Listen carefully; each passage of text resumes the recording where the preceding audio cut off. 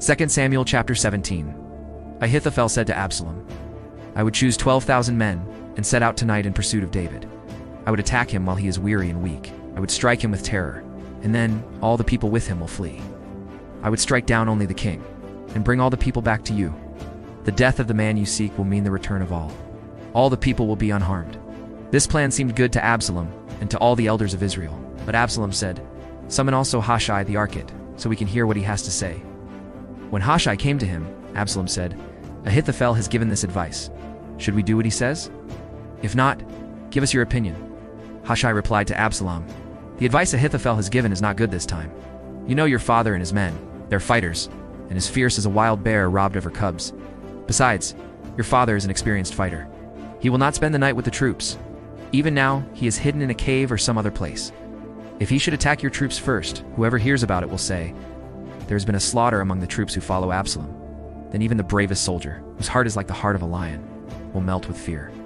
For all Israel knows that your father is a fighter and that those with him are brave. So I advise you, let all Israel, from Dan to Beersheba-as, numerous as the sand on the seashore, be gathered to you.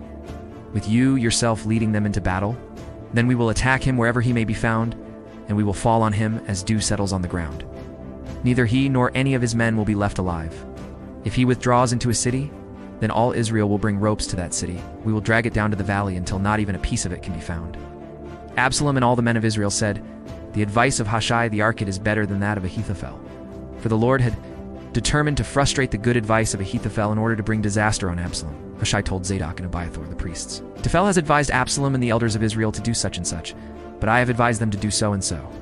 Now, send a message immediately and tell David, Do not spend the night at the fords in the desert. Cross over without fail, or the king and all the people with him will be swallowed up. Jonathan and Ahimaaz were staying at En Rogel. A servant girl was to go and inform them, and they were to go and tell King David, for they could not risk being seen entering the city.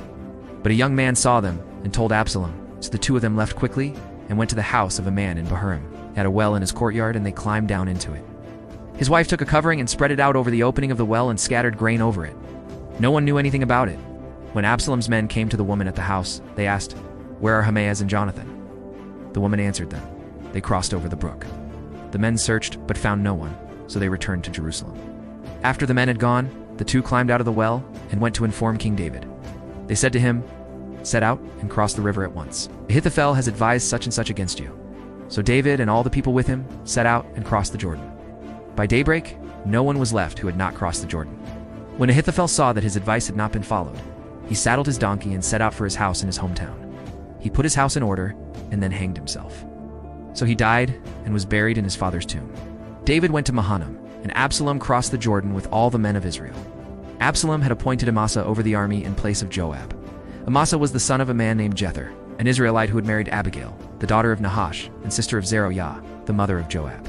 The Israelites and Absalom camped in the land of Gilead. When David came to Mahanaim, Shobi son of Nahash from Rabbah of the Ammonites, and Makir son of Ammiel from Lo Debar, and Barzillai the Gileadite from Rogelim brought bedding and bowls and articles of pottery. They also brought wheat and barley, flour and roasted grain, beans and lentils, honey and curds, sheep and cheese from cow's milk for David and his people to eat. For they said, The people have become hungry and tired and thirsty in the desert.